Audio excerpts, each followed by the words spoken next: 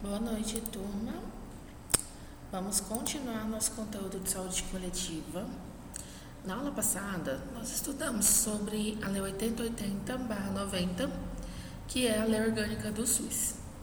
E agora na aula de hoje, vai estudar a Lei 8.142, de 1990, que ela vai falar sobre a participação da comunidade na gestão do Sistema Único de Saúde, que é o SUS, e sobre as transferências intergovernamentais de recursos financeiros na área da saúde e da outras providências.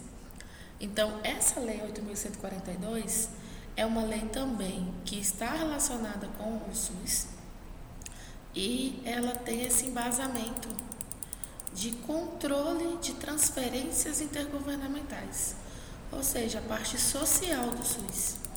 Então, a gente tem isso aqui, né, como um exemplo simplificado. A Lei Orgânica e o Controle Social, então. O que ela envolve? Envolve a Seguridade Social, envolve a organização da atenção à saúde, envolve a gestão participativa, as 3 esferas de governo e a construção do SUS, sendo que as 3 esferas de governo são estadual, municipal e federal. Envolve a ciência, tecnologia e saúde, que aqui entra principalmente as fundações de pesquisa, as fundações relacionadas com o embasamento tecnológico do governo. A intersetorialidade, gente, é entre setores. Por exemplo, nós vamos falar bastante sobre as 3 esferas de governo, que é a questão do governo federal, representando a União, que é o Brasil, o governo estadual representando os estados e o governo municipal representando os municípios. Então, cada governo, cada esfera, ela tem os seus ministérios, as suas secretarias de saúde, de educação, de segurança. E aí a gente sabe que a saúde, ela trabalha aqui, entre setores. Então, intersetorialidade é quando um setor fica interligado com o outro. Também a gente envolve dentro do controle social o trabalho na saúde, o direito à saúde, o financiamento do SUS, que nós já conversamos sobre isso. A gente falou, eu comentei com vocês inclusive, sobre a gente comprar uma barra de sabão, sobre tudo que a gente vai comprar tem um imposto inserido ali naquele valor, por isso que às vezes algumas coisas saem muito mais, com um custo muito mais elevado do que outras, justamente por causa do imposto que é voltado, esse dinheiro era pelo menos, né, para ser voltado para saúde, segurança e educação principalmente, que são essas 3 pilares de um governo, tá bom? Aí a gente agora entra no conteúdo da lei. A Lei 8.142, ela envolve a participação da comunidade na gestão do SUS, as transferências intergovernamentais de recursos financeiros na área da saúde e outras providências que a gente vai falar sobre elas. O controle social é uma diretriz e princípio do SUS. É um mecanismo de participação da comunidade nas ações de saúde em todas as esferas de governo. De forma institucionalizada, temos os conselhos e as conferências de saúde. Então, institucionalizada é justamente entre as instituições também, inserido essas instituições. O artigo 1º do SUS, ele fala o quê? O artigo 1º da Lei 8.142, ele fala do quê? Fala que o SUS, né, que trata a Lei 8080 de 9 de setembro de 90, ou seja, este ano, né, agora 2020, o SUS faz quantos anos, gente? 30 anos, né? Então, assim, a gente pode observar que o SUS é novinho, né? A lei orgânica do SUS, ele é jovem, ele é um garoto ainda, digamos assim. E com relação a isso, a gente tem muita mudança ainda que pode ser feita, né?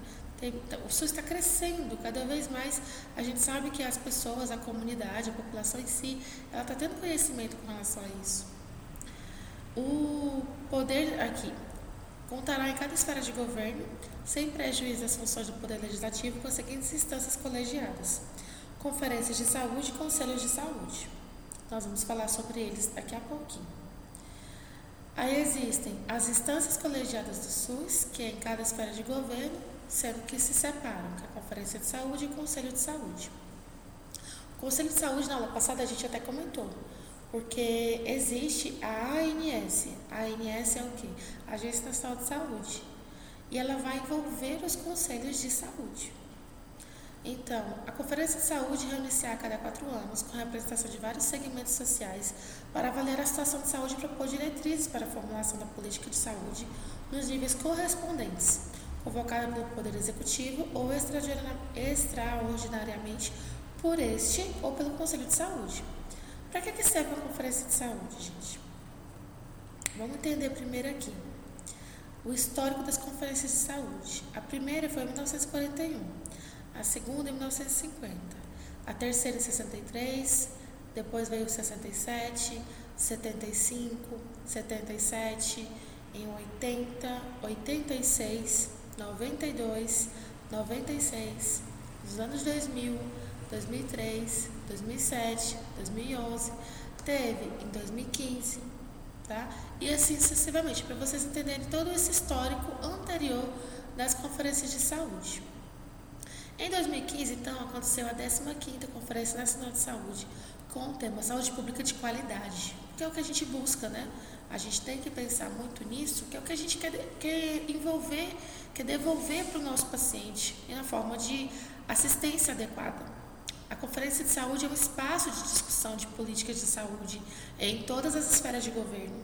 Acontecem de forma ordinária a cada 4 anos e, como fórum de discussão, avaliam e propõem mudanças ou novas políticas e programas de saúde para o país. Cada município deve realizar a Conferência de Saúde, onde serão eleitos os representantes que, para participar da Conferência Estadual, onde serão eleitos os representantes que participarão da Conferência Nacional de Saúde. Quem deu esse conceito foi esse autor aqui, tá? Souza, em 2016 até. Para a gente entender, para ficar melhor ainda, as conferências de saúde são espaços de discussão de políticas. Quais políticas? As políticas de saúde. Não existe a política de saúde da mulher, política de saúde do homem, política de saúde do idoso, da criança, do adolescente, da pessoa com hanseníase, da pessoa com tuberculose. Então, essas políticas, elas são discutidas nas conferências de saúde para aprimorar o que mais elas necessitam.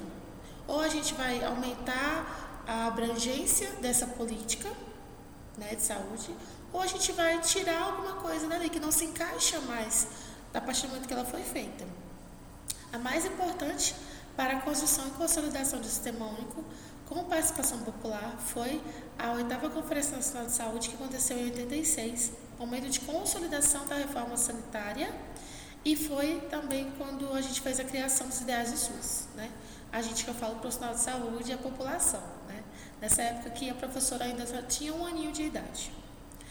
O Conselho de Saúde, em caráter permanente e deliberativo, órgão colegiado composto por representantes do governo, prestadores de serviço, profissionais de saúde e usuários. Usuários são os nossos pacientes, as pessoas leigas, atua na formulação de estratégias e no controle e execução de política de saúde na instância correspondente, inclusive nos aspectos econômicos e financeiros, cujas decisões serão homologadas pelo chefe do poder legalmente constituído em cada esfera do governo. Então, como funcionaria? Exatamente assim, uma reunião entre amigos, né? Aí aqui tem o trabalhador do SUS, essa pessoinha aqui, o usuário do SUS, que é essa outra pessoinha aqui, e aqui é o Conselho de Saúde, tá? Então, todo mundo está envolvendo o assunto de quê? Envolvendo o conceito. O que é saúde, o que precisa melhorar dentro dos conselhos de saúde. A distribuição dos representantes é definida pela Resolução 453/12, que traz representando o usuário, ou seja, representando o paciente, 50%, representando o profissional de saúde, 25%, representado pelo governo, prestadores de serviço de saúde. Então, aqui, 25% do governo e prestadores de serviço de saúde, 25% profissionais de saúde e 50% representando o usuário. Por que tem mais pessoas representando o usuário, porque é essa população que vai ser atendida por aquela política que foi definida. E aqui são todos esses conselheiros, são, digamos, o resumo da reunião dos conselhos de saúde, certo? O nosso assunto sobre a Lei 8.142, ele é bem resumidinho, porque essa lei é bem grande, ela é bem extensa, na verdade, e o que a gente necessita saber melhor sobre ela seria sobre isso, a nossa participação dentro do Sistema Único de Saúde e como funcionaria essa nossa participação, tá bom? A gente agora vai continuar falando da Conferência de Saúde e sobre o SUS em outra apostila. Vocês devem estar com ela aí para fazer download, deve estar abaixo do vídeo. E é essa daqui. O SUS panorama histórico e necessidades humanas básicas, tá? Então, as conferências de saúde, como a gente estava falando, a gente não comentou que em 1941 teve a primeira? Então, qual foi o foco? O foco era curativo e não preventivo. Defesa sanitária da população, assistência social aos indivíduos e às famílias, proteção da maternidade, da infância e adolescência. Então, daí vocês tiram como era o caos. Porque se eu não estou prevenindo determinada doença, estou só curando quem adoece, consequentemente, outras pessoas que convivem com essa pessoa doente vão adoecer e vão a óbito. Porque eu não estou fazendo prevenção. Em 1941, não se falava em prevenção. O foco era curativo, não preventivo. Olha o tamanho do erro, gente.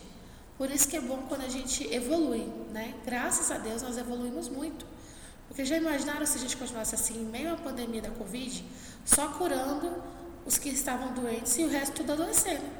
A gente não tinha feito isolamento social, a gente não teria feito a quarentena, o uso de máscaras, enfim, uso de álcool em gel, questão da limpeza, evitar aglomeração, porque tudo isso é preventivo, né? Em 1945 a 1966, teve a segunda Conferência Nacional de Saúde e em 1950 o foco foi o fortalecimento de estudos e definição de normas para maior equidade na resolução de problemas de saúde do Brasil. Novamente a gente vai entrar dentro das normas que a gente comentou que se trabalhavam antigamente. Para ter mais equidade, precisava que tivesse normas. Então, as normas, elas só existiram porque teve fortalecimento de estudos. Aí começou a se pensar em prevenção, em promoção da saúde também, tá? Em 1953, teve a criação do nosso Ministério da Saúde. Em 1963, teve a terceira Conferência Nacional de Saúde. Com a unificação dos institutos de aposentadorias e pensões. Em 1963, então, gente, teve a formação do INPS, que hoje a gente chama de INSS, porque antes era o Instituto Nacional de Previdência Social.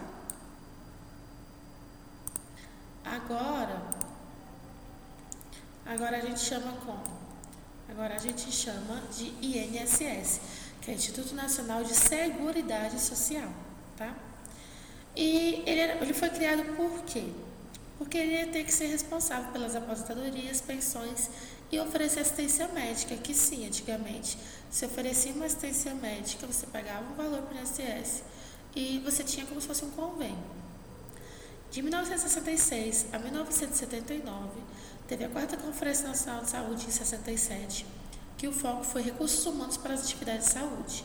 Aí começou a se pensar de que forma que ia fazer recrutamento de pessoas para trabalhar nas atividades de saúde, se ia ter treinamento para essas pessoas, se essas pessoas estavam preparadas, se a avaliação dessas pessoas era eficaz, tá?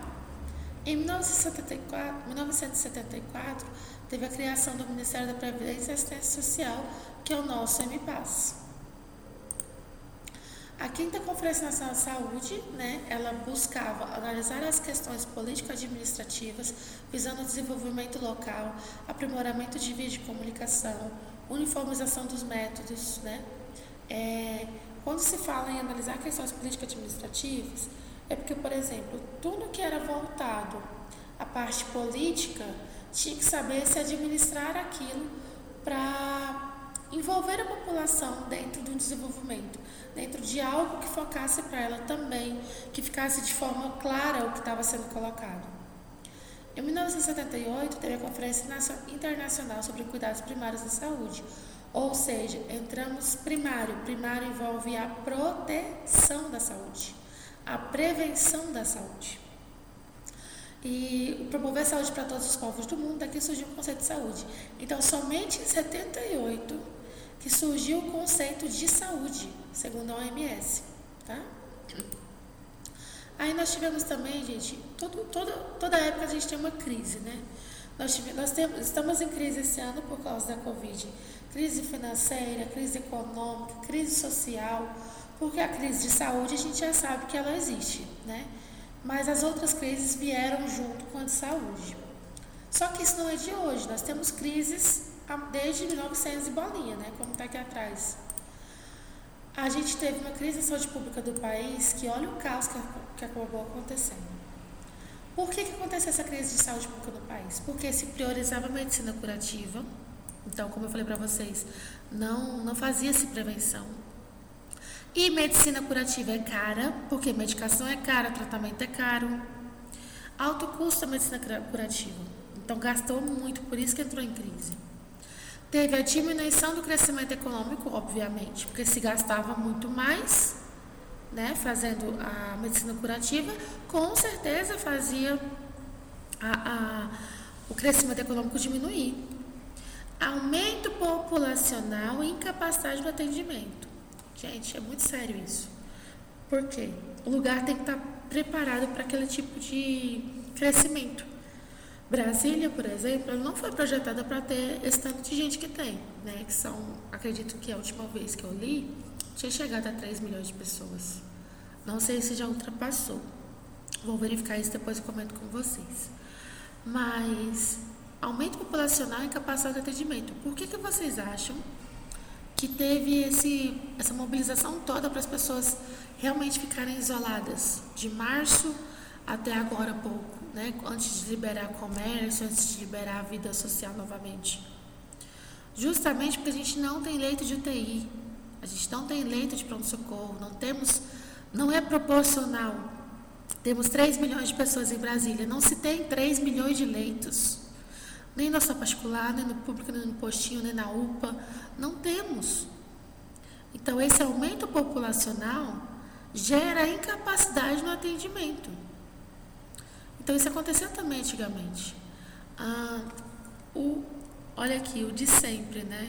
Isso é muito triste. Eu nem gosto de ler sobre isso, que eu fico bem chateada.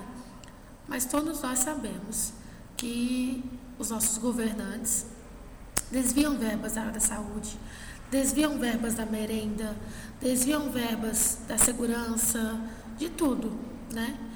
Tanto é que até agora com a pandemia houve um aproveitamento da parte dos nossos políticos com relação a verbas, né? É muito triste a gente saber disso. Nosso dinheiro deveria estar sendo investido para a qualidade de vida e a gente não vê esse retorno, né? É muito sério. Mas isso é desde antes, olha, gente. Isso é bem antigamente. E aí, não tinha repasse de verbas à União, a sonegação de impostos. Professora, eu super concordo, tem que sonegar imposto mesmo. Gente, aí por isso que a pessoa enriquece em cima dos outros. Porque aquela empresa pequenininha que paga os impostos certinhos, ela não cresce como uma empresa que realmente sonega impostos. Tá? Então tem que ter o repasse de verbas à União para a gente ter um retorno em relação a isso também. Em 1980, 1989, teve a 7ª Conferência Nacional de Saúde aqui em Brasília. Teve a 8ª Conferência Nacional de Saúde em 86, como a gente já comentou. E aí, de 90 a 2006, foi criada a Lei Orgânica de Saúde e as NOAs. As NOAs são o quê? As Normas Operacionais do SUS, tá? Então, qual é a definição do SUS? Qual é essa definição, gente? O SUS se define como conjunto de ações e serviços de saúde prestados por órgãos e instituições públicas federais, estaduais e municipais e da administração direta e indireta, de fundações mantidas pelo poder público de forma complementar pela iniciativa privada, que é o que a gente já comentou. O SUS, ele tem o Hospital Federal, que é da União, tem o Hospital Estadual, que é do Estado, e tem o Municipal, que é do município. Cada esfera de governo tem a sua responsabilidade com o seu hospital.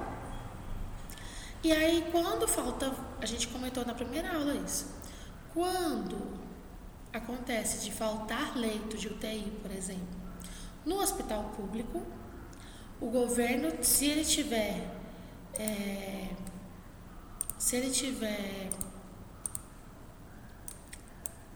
como a gente comenta, convênio, se ele tiver convênio com o SUS, ele vai complementar pela iniciativa privada. Então, por exemplo, lá no Santa Lúcia, no final da Asa Sul, Hospital Santa Lúcia, eu não sei se lá é conveniado com o SUS ainda, mas antigamente era. Então, o paciente que precisava de um leito de UTI, estava no hospital de Sobradinho, na semi-intensiva, ele estava lá no PS aguardando um leito de UTI. Procuraram em todos os hospitais públicos de Brasília, não acharam. Achou aonde? Lá no Hospital Santa Lúcia. E aí, aquela vaga que está lá aberta é do SUS e vai servir para esse paciente. Os pactos pela saúde são conjuntos de reformas institucionais do SUS, pactuados entre as 3 esferas de gestão, com o objetivo de promover a inovação nos processos de instrumento de gestão, visando alcançar maior eficiência e qualidade das respostas do SUS. Aí existem os pactos pela saúde e as mudanças marcantes. A mudança marcante é algo que realmente fez a diferença, né? Então, teve a integração de várias formas de repasse de recursos federais de custeio, ou seja, várias formas do governo federal receber o imposto e transformá-lo em retorno de saúde, educação, segurança para a população. Unificação de vários pactos existentes hoje, ou seja, os pactos que a gente vai falar mais na frente, eles envolvem justamente os pactos pela saúde em relação ao usuário, ao profissional de saúde e à população em geral. A substituição do atual processo de habilitação pela adesão do Pacto pela Saúde por meio da assinatura do termo de compromisso de gestão, porque todos os gestores são plenos da responsabilidade pela saúde da sua população. O gestor de saúde pública, gente, ele assina um termo de compromisso de gestão. Olha, gente, o carro de som passa uma hora dessas. Escutem esse áudio, podem sorrir, sei que vocês devem estar sorrindo, mas vamos continuar. Todos os gestores, eles assinam um termo de compromisso. E aí, quando eles assinam esse termo, é justamente voltado para quê? Para, digamos, firmar um compromisso ali dele com a população. Porque ele trabalha no governo, mas ele não trabalha para ele particular, ele trabalha para várias pessoas, que é a população. Também no Pacto pela Saúde, teve a regionalização solidária e cooperativa como eixo estruturante no processo de descentralização. Quando eu descentralizo alguma coisa, eu dou obrigações para outras pessoas, não fica tudo focado em mim, né? Então fica mais fácil de se trabalhar dessa forma. O que é mais difícil é manter a organização, porque, por exemplo, agora nesse momento eu estou fazendo descentralização com vocês. Eu estou gravando essa aula, vocês vão assistir essa aula, vão ouvir essa aula, vão entender o que eu estou falando. Eu estou colocando a responsabilidade do que eu estou falando para vocês. Eu estou descentralizando a educação. Também a redefinição de responsabilidade de cada gestor em função de necessidades de saúde da população na busca da equidade social. Então, cada gestor tem que entender que existe a equidade social e ela tem que ser cumprida. Equidade, nós já conversamos sobre isso, certo? Aí a gente entra nas 3 esferas, nas 3 dimensões do Pacto pela Saúde. É bem tranquilo de entender. Vamos lá. O Pacto pela Vida, que é o primeiro Pacto pela Saúde, ele é um compromisso entre os gestores das 3 esferas. Quais são as 3 esferas? Federal, estadual e municipal. Em torno das prioridades que apresentam impacto sobre a situação de saúde da população brasileira. Então, o Pacto pela Vida, ele é em prol da vida, ou seja, que envolve prevenção primária, secundária e terciária. Ou seja, envolve antes de adoecer, durante o adoecimento e após o adoecimento. Então, eu vou prevenir. Não adiantou, a pessoa adoeceu. Ok, vamos tratar agora que ela adoeceu. Vamos tratar a pessoa e a doença. Tratou, ficou com sequelas. Ok, vamos na prevenção terciária, que é para prevenir sequelas. Não teve jeito, a pessoa teve sequelas. Então, vamos reabilitar essa pessoa para ela voltar à vida dela de antes. Se ela teve que amputar uma perna, se ela está na cadeira de rodas, se ela teve dano neurológico, nós vamos reabilitá-la. Porque o nosso pacto é pela vida, certo? Pacto em defesa do SUS. Tem como objetivo discutir o sistema a partir dos seus princípios fundamentais. Pode-se dizer que se trata de repolitizar o debate em torno do SUS, para reafirmar seu significado e sua importância para a cidadania brasileira. Ele é a parte do processo democrático do país e tem como primeira finalidade a promoção e a efetivação do direito à saúde. Então, em defesa do SUS, acho que está muito claro isso, mas eu vou tentar complementar. Em defesa do SUS, gente, eu vou defender o SUS, ou seja, eu vou repolitizar. O que eu vou repolitizar? Eu vou estar envolvendo novamente a questão do debate do SUS. O SUS é para quem? É para todos. E qual a importância do SUS? A importância dele é primordial, porque sem ele, muitas pessoas não terão assistência. Quem é que tem condições? Muitas pessoas têm, mas a maioria não tem. De pagar uma consulta de R$500, você está passando mal, começa a ter uma crise hipertensiva, a pressão aumentou lá, 19/14, não tem o SUS, imagina, não tem o SUS. Aí a pessoa ganha o salário mínimo, ela vai lá para o hospital DF-Star, lá no final da Asa Sul, que é bem caro, parece um hotel, um hospital da Rede D'Or. E aí você chega lá, para internar aqui, para ser atendido, é R$1.500. Não, moço, mas eu não sei nem se eu vou internar, estou com crise de hipertensão, com crise hipertensiva, minha pressão está alta, estou sentindo tontura, mal-estar, taquicardia. Não, mas tem que pagar R$1.500. Aí o cardiologista vai vir e vai avaliar. Se ele achar que tem que fazer a cirurgia, é R$12.000. Já imaginaram o caos que seria? Então nós temos que defender o SUS, meus amores. Defendam o SUS. O SUS é parte do processo democrático do nosso país. E qual é a finalidade? A primeira, que eu amo falar sobre isso, é promover saúde. Você promove saúde quando você toma banho, quando você escova os dentes, quando você vai tomar café da manhã. Você promove saúde o tempo todo, quando você se cuida, quando a sua saúde ela é a sua prioridade. E o SUS, ele fala isso, ele defende isso, né? Defende a nossa saúde. O Pacto de Gestão do SUS é a terceira dimensão do Pacto pela Saúde. Suas diretrizes dizem respeito à regionalização, ao financiamento, ao planejamento, à programação pactuada integrada, à regulação da atenção básica e da assistência, participação e controle social, gestão do trabalho, educação e saúde. Então, agora nós vamos fazer a gestão do SUS. Ou seja, tudo que a gente comentou que o SUS tem que fazer, tem que ser feito, tem que ser efetivado na prática, envolve tudo isso daqui. Então, tem que ter o financiamento, tem que ter verba para poder você pagar uma pessoa que trabalha no hospital público. Ela é uma pessoa concursada ou não, mas a maioria é concursada, então tem um salário diferenciado. Tem que planejar para você pagar essas pessoas, para comprar um novo tomógrafo, comprar um estetoscópio novo lá para o setor de clínica médica, por exemplo. Tudo isso envolve a gestão do SUS, tá? Antes de a gente entrar nas necessidades humanas básicas, espero que isso aqui tenha ficado bem claro. Se não ficou, vocês deixem nos comentários, que a gente tenta tirar umas dúvidas, tá? Tenta fazer ao máximo para ficar um pouco melhor.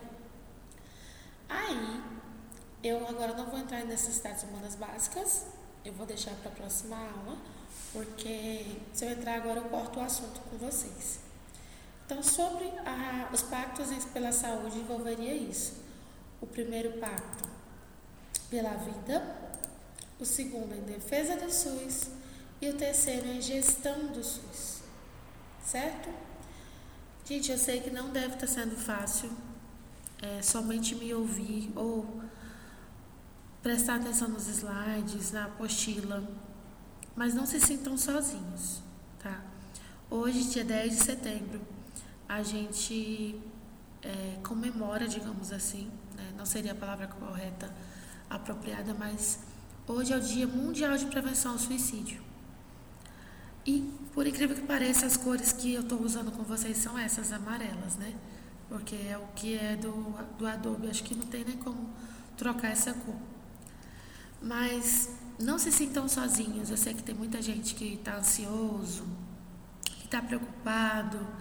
Eu também estou assustada, eu também estou preocupada, eu estou ansiosa, mas todos os dias quando eu acordo, eu agradeço a Deus por eu não ter pego o coronavírus, espero que eu não pegue, e que se eu pegar, que eu não sinta sintomas fortes, né, que eu não tenha sequelas em relação a isso, mas eu estou me cuidando, eu espero que vocês também estejam e que vocês fiquem bem.